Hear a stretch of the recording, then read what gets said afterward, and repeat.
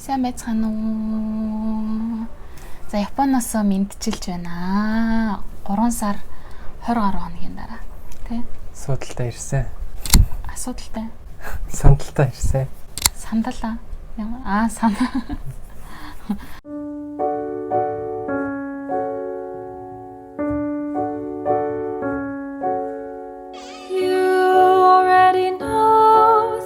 First time I saw you through the boba shop window I didn't think it was Биш Монгол тахтай биш нэг 2 3 бичлэг оруулсан тий. Японоос төгсөө болохоор нэг 2 лайв хийсэн.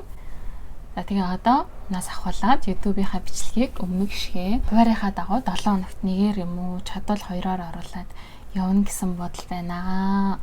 За тэгээ Монгол яагаад явсныг мань та хэд ер нь мэдж байгаа бах. Монгол зорилготой очсон. Эхнийх нь болохоор жолоонд явах. Тэгээ жолооч болоод сая Улаанбаатарт машин барьж ирсэн. Ер нь гайгүй амархан гарт орчтой мэлээ. Тэгээд одоо болохоор Японыхоо 2 шалгалтыг өгөөд машин барина гэж найдаж байна. Тэ. Ямар ч сонирхлыг сайлуулчвал дараа машиныхаа асуудлыг шийдэх баха тий. За Монголд байж байгаа хугацаанд Анна охин маань бас 1 нас хүрсэн. Тэгээ 1 насны төрс өдрийг ер нь бол дараахан өвөө эмээтэй хамтдаа тэмдэглээд өнгөрүүлсэн. Тий. Яг нөгөө гоёор тэмдэглэж өгөх гэсэн бодол бол байсан. Уг нь Аннын төрс өдрийг чинь бас нэг жижигхэн хүрээнд нэг айтайхан тэмдэглээд өгсөн шүү дээ. Тэгээд одоо охиноо бас нэг ялгарлаж байгаа юм шиг уг нь гоё тэмдэглээд өгчэй гэж бодсон боловч ном бичиж байгаа ажил маань давхцаад тэгээд дээрэс нь төсөө байхгүй болохоор надад ерөөсө туслах хүн байхгүй. Тэгээ ингээд номын ажил руугаа оронгуудаа үдээс хойш нь шууд хүүхдүүдэд хараад гадаагаар салхилуулах, хооллох, ундлах, усанд оруулах гэдэг ажлууд давхцаад тэр төрсөн өдөрт бэлдэх зав ер нь бага байсан. За тэгээ төрсөн өдрийн яаж хийж байгааг нэг газар хөлслөө, түрээслээд ингээд болголоо ч гэсэндээ яг тэнд очиод надад ингээд туслах хүн байхгүй болчихсон учраас бүр ерөөсөө ингээд төсөөлөлт буухгүй учраас за охиныхоо 1 насны хөөрхөн төрсөн өдрийн зургийг авахулсан. Үеэл үзтээ нэг харуулъя. Дараагийн том ажил бол ийм ном гаргасан байгаа. Японд ирээд Анныг цэцэрлэгт орсноос нь хойш сони юм байна гэд янз бүрийн тэмдэглэл бичээд яваад байсан. Игүүрцгийн сайт дээр тэрийг ном болгосон байгаа. Жишээ нь энд бол эхний удаагийн багшаас нь ирсэн монголоор бичиж ирүүлсэн нот зэрэг байна тий. Энэ дээр юу гэж хэлсэн байгаа энэ жишээ нь уншиж өгөх байлаа. За тий. Ингэж хэлсэн байхгүй. Яг Google Translate-ээр орчуулангуудаа тэрийгэ дуурайгаад бүр гараар ичсэн байгаа юм. Би хэлж байхдаа идэж байсан. Гэхдээ жаахан үлдсэн. Би альчуурыг уучлаарай. Солигдсон найз маань эх 5 дугаар сарын 1-нд л ирэх болно. Тиймээс би энэ альчуурыг тэр болтол хэрэглэнэ. Угаалга хийсэн танд баярлалаа. Өнөөдөр Аадар бороо орсны улмаас би гадаа гарч чадсангүй. Тиймээс цаасан шавраар тоглов гэх мэтэр тэ.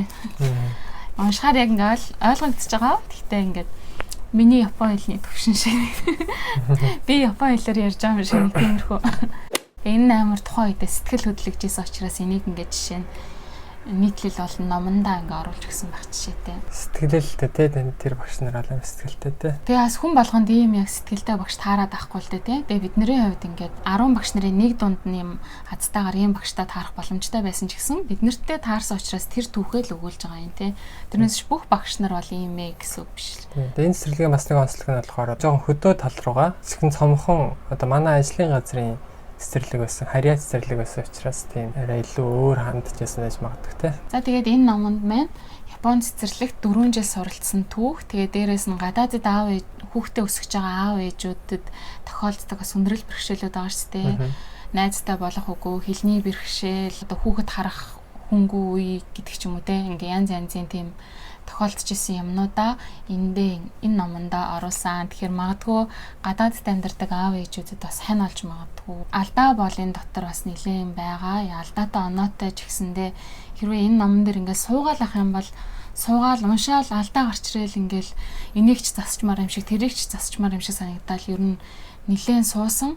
Гэхдээ тэгээд за одоо ингээл нэг зогсоё гэхгүй бол ингээд ер нь дуусахгүй юм байна гэж бодсон. Монголд авах хугацаа мэн ч гэсэндээ бага байсан учраас Монголд авах хугацаанд номынхаа нээлтийг хийгээд амжуулж хансан гэж хүссэн учраас тэгээд цэгээ тавиад ер нь бол дуусгасан. Алдаа гарсан байгаад уучлаарай гэж бас уншигчдаасаа үзэгчдээсээ хүлцэл өчөх байна.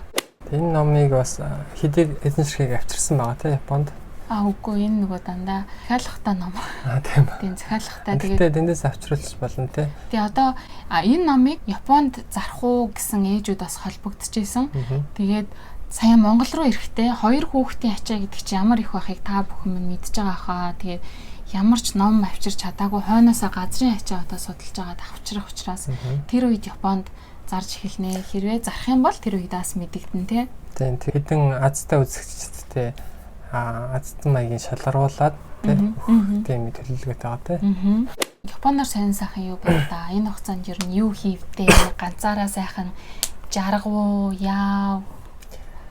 Би ч сайхан одоо энэ судлаасаа өөр газар ашигладаг ганцаараа эндээ компьютерийнхаа өмнө л үнэлээд. Тэгэл заалгах тоол нь бүр яг энд л сууч. Яг энд. Өөр газар ер нь байж исэн түүхэн ганц л байгаа ах та нэг хоол моол эргүүлээ тэр өөр өвчсөн. Тэг хоол моол яах юм эргүүлээл энд авчрал хэдэн телевиз бол нэг ч асуугаагүй. Ажилдаа шамдсан гэх юм уу арай өөрөөр бас ханддаг болсон байж магадгүй ажилдаа. Тэг ер нь ажилдаа л их анхаарлаа хандууллаа да. Би ч нэрээ Монголд байж байхдаа YouTube-ийнхаа үздэг үзэгчдтэйгээ бас тааралцсан. Хамгийн анх болохоор парк дээр явж байгаад энэ Анандыг нэг уял үдтэй тоглол авчижсэн чинь нэг охин ирж ирэн хай гэж тэгжсэн. Нэг бөмбөр худалдаа нэг төв дээр. Бөмбөр дээр нөгөө веган лангуу гэж үүд юм байлээ. Тэгээд би манай хадам ээж чинь төгсөөгийн ээж нь болохоор веган байхгүй. Одоо 10 хэдэн жил юм бэ. 10 хэдэн жил ямар ч лсэн веган явж байгаа. Тэгээд ээжэд веган юм авах гээд бөмбөрийн тэр веган лангуун дээр зогсож исэн чинь бас нэг охин хай үзтээ шүү гэж тэгжсэн. Ингэсэн хаалгаа. Сайн сүлд манай эмээ нэгдүгээр эмнэлэг дээр нэг хагалгаанд орхолоо. Тэгээд нэгдүгээр эмнэлэг дээр эмээг хараад байжсэн чинь нэг хүн хурцрээд өө яг мөн үү биш үү гэж бодлоо штэ гэж тэгжсэн. Тэр эмэгтэйд бас баярлаа. Би бүр буруу харцсан, уцаар ирсэн зогсчихсан байхгүй юу. Цонхоор ингээд толгой гаргацсан нэг Япон зан хөдлөөд яг тэрэн дотор ингээд хамаагүй уцаар ярьж болохгүй юм шиг санагдаад нэг өвдцэн зовцсон хүмүүс ингээд сууж байгаа штэ. Тэг хажууд нь би өө гэж яриад л тань шиг нэг цон хонгоолгаад цонхоор энэ дээд бие гаргацсан. Үзэгчтэйгээ амьдаар таарахад ямар сэтгэл төрсэн анх тийш таараад бүр амар сонио ичээд бүр ихний охинтой бол баг дуурч чадаагүй. Тийм. Юу та нөгөө Японоос бичлэг гэдэг их ч мөн өсч би амар гайхаа. Тийм гэт нэг тэгснэ өөр юу гэж хэлэх юм мэдгүй. За баярлалаа ч хэлээ. Юу гэж хэлснэ ч санахгүй юм. Тэгээ сүүл рүүгээ жоохон туршлагатай болоод өста баярлалдаг шүү үздэг. Комент хийчээрээ өста баярлалаа гэдэг нэг арай жоохон нүүр хагарч ирсэн. Номын баяр дээр бол бас YouTube-ийн маань үздэг гэд хүмүүс нэлээд урж ирсэн. Тэгэхээр их баярлалаа. Тийм. Японд тийм хүмүүстэй тааралтай YouTube чи үздэг шүү гэж хэлсэн хүмүүстэй. Нэг хүн өндөг шидүүлээд нөгөө юу биш нөгөө юу үрэтэ тоглоом бичлэг хийж байгаа. За хөдлөө. Японд таараагүй. Тэр нэг мөрөөдөө тоглоомын бичлэг сайн номын баяр дээр хүртэл хүмүүс ирж хэлээ. Йоо тэр нэг бичлэгнээс олж би бүр үнэн зовсон. Хөөдөө Монголд болсон гоё юмнуудаас их юм бол тэр YouTube-ийнхаа үзэгчдтэй таарсан явдлаасан. Тэгэж таарна гэж яагаад ч юм бодоогүй.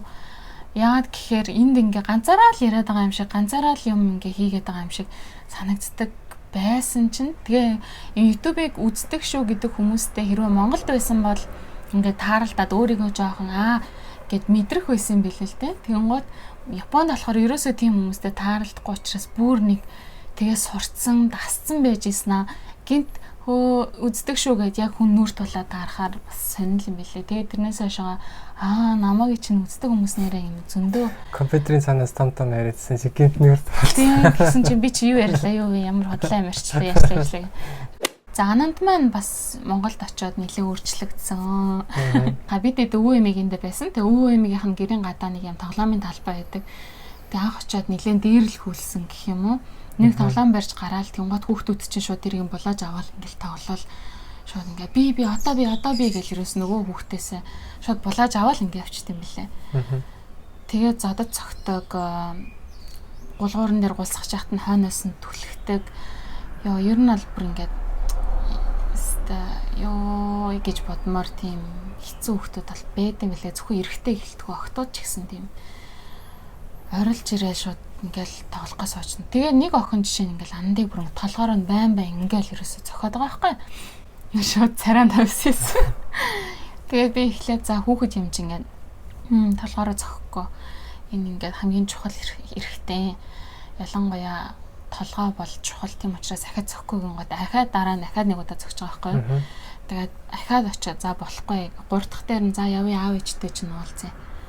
Хүүхдийн толгой руу ингээд зөхгүй гэд тиймгот нөгөө хүүхд чинь ингээд сонирн болоод ирж байгаа байхгүй охин. Тиймэрхүү юмнууд айгүй ихтэй жоохон тийм одоо хандлага Японд айгүй бага байдаг учраас тэднэртэй ингэж дийл хийх тохиолдол бага байсан юм байлээ л дээ. Тэгээ очиод ингээд тийм хүүхэд цогтөг хүүхдүүдтэй яаж уулзраа болох юмаа жоохон олохгүй. Тэр жоохон хэцүү байсан. Тэгмээд нөгөө аав гарч ирээд тэрийг ингээд айгүй амархан зохицуулж байгаа байхгүй хүүхдүүдийн дунд ажиллаас орсон. За одоо чи тийг нэг тэгсэн. За одоо болоо аваад ир. Одоо энэ хүүхд эн чинь манай хүүхдийн юм гэдэг ч юм ингээд тэр дунд том хүн шиг ингэж хандаж чадчихсэн. Тэр ааваас харж жоохон бас суралцсан юм байгаа. Тэгээ одоо тэгээ сүүлд нөгөө ананд нэг хүүхдэдлийг атгах хэрэгтэй. Би ч юм болохоор жоохон хитрхи зөөлдөхгүй байсан гэх юм уу? Болохгүй гэж зүгээр хэлээд тэд нар ч юм бол тоодоггүй юм байл л те. Дараа нь ананд тэр хүүхдүүдээс янз янзын юм эхлээд нөгөө ганцаараа гараад дээрлхүүлээдсэн нөгөө чинь жоохон жоохноор сурч эхэлж байгаа байхгүй юу? Тэгээ сүүлд нь ганцаараа гаргадаг болж ирээд тэгээ дараа нь ингээ хамт гараад ганцаараа гэж байгаа дараа нэг харсан чи ананд нэг хүүхд рүү шүсээд дүй гэж хэлдэг. Тэр амар эвгүй юм сурцсан байсан. Тэднүүсийг нь одоо буцаагаад жоохон засч янзлах юмнууд бас байна. Хурж ирсэн чи анандад одоо өөрчлөгдсөн юм юу харагдаж байна? 3 сарын хугацаанд жоохон утсанд донтсон байсан. Хил амаа билүүцсэн байсан. Монголоор хэрэглэдэг болсон тийм. Чигшиг гэдэг. Надтай нэг тийм үг хэрэглэх байгаа маа.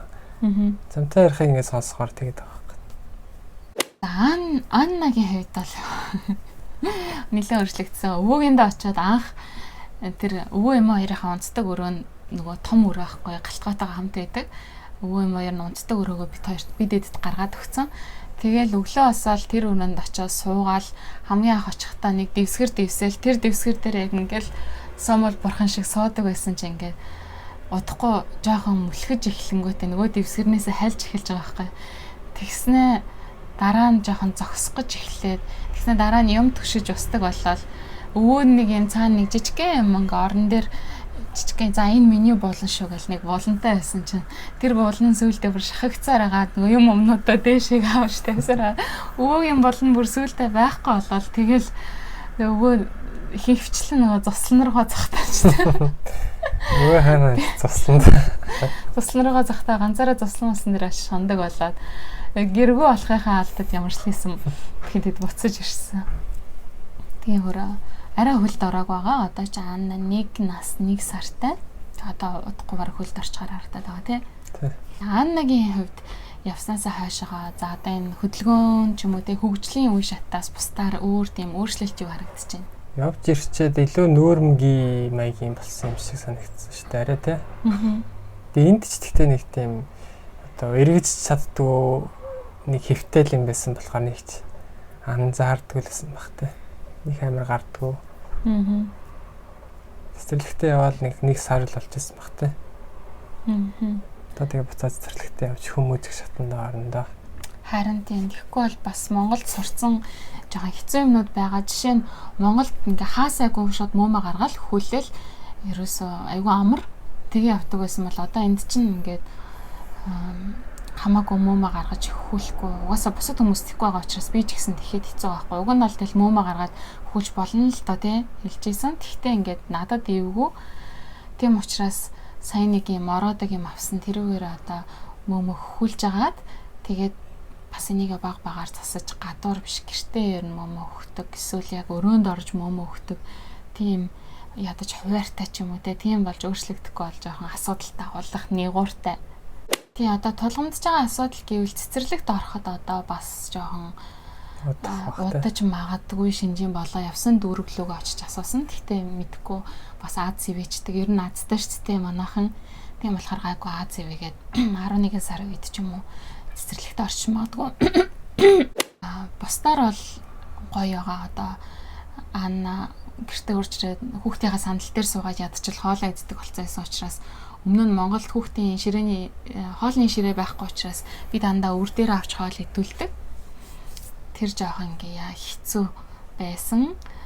Гадуур явахдаа тэрэг төрж явдаг учраас Аннаг дандаа үүрж явдаг байсан. Эсвэл би тэрж явдаг. Тэгэхээр ингээ дандаа амар хүнд хүний чинь ингээ хөрхи хүнд ч гэсэн.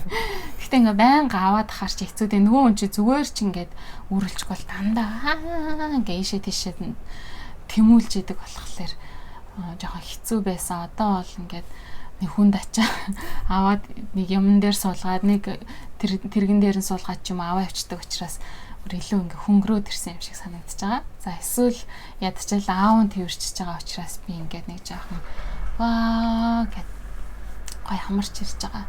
Аннагийн хувьд бол Андын сургуульд орсон түүхийг нь би нэг бяцхан бичлэгээр буцаад сургуульдаа буцаж орсон түүхийг нь нэг бяцхан бичлэгээр буцаад бас хуваалцъя гэж бодож байгаа юм бичлэгэн дээр ярихгүйгээр. За тэгээ нэг иймэрхүү л байла да 3 сарын хугацаанд. Тий. Би 3 хурж ирээд яаж юм жоохон дараа болж гин үү ямар хуу байна. Өмнө ингээ 3 сарын хугацаанд хүнд чинь нэг тийм дэглэмж гэх юм уу те амьдралын хэв маяг бас тогтцохоор хангалттай хугацаа шүү дээ. Тэр ингээ эвдэгдээ жоохон хэцүү байна уу ямар байна да. Ядчил одоо гэр орон бол одоо цэвэрхэн байх болж байгаа шүү дээ. Шалаар нэг. Тэгээ жоохон эхлээд 1-2 өдрөө хитрхи их шалаар юм харж байгаа юм. За ингээд дахиад жоохон ингээд rewiring вэ ингээд тархиныхаа утсыг өөр болгохоор стресстэй юм даа гэж. За гэдэг ингээд тоохоо яагаад тэр бол ингээд өнгөрсөн. Тэрнээс бусдаар бол нэг юм байхгүй. Орой мэдээс заавгүй те. Одоо юм угаад цэвэрлэн, угаах юмны хэмжээ нэмэгдсэн. Тэгэл Аннагийн памперс энэ хоёрын ном зам те биеийн туслах төрөлбөрийн ажил. Тэгэл Андын хичээлийн юмнуудыг бүтэн одоо би уншина. Энэ ажлууд нэмэгдсэн учраас тэр бол байгаа. Өмнө яхаа ирээл орой нэг 8 мис гэж ирээл жоохон ажиллаа гээл жоохон юм зүм үзэл үзэл хоол хийжтэй л гээл. Тэгтээс тэр хоёрын талгаа юм да. За ийм байна да бид хоёрын сонин сайхан гэвэл тэгээд дараагийн бичлэгээрээ нэг бичлэг товлцсон байгаа тий. Энэ болохоор зуны баг 2-3 сарын хугацаанд хүлээгдсэн нэг бичлэг байгаа. Энэ болохоор бид хоёрын хулигтуулж исэн төөх байгаа тий. Нэг нь Монголд нэг нь Японд ахтаа буюу 4 жилийн өмнө баг хулигтуулж исэн тий. Тэр түүхийг хаваалцсан гэж бодож байгаа. Тэгээд дараагийн бичлэг болтол баяртай.